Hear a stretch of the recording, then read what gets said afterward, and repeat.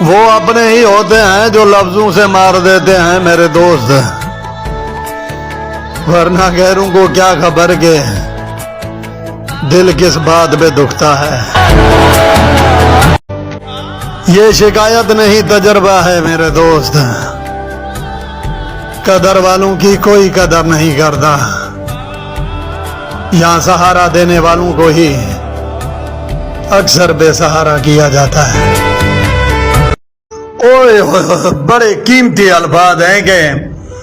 میرا قصہ بہت مختصر تھا، میرا درد بھی لازوال تھا، میری زندگی وہ شخص تھا جسے ہر فن میں کمال تھا، میں دکھوں سے بھری کتاب ہوں، مجھے سوچ سمجھ کر پڑھ ذرا، مجھے سمجھ سکا نہ وہ کبھی جسے نفسیات پر کمال تھا،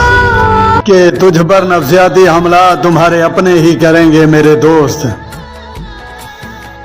غیروں کو بھلا کیا خبر کہ دل کی دیوار کہاں سے کمزور ہے۔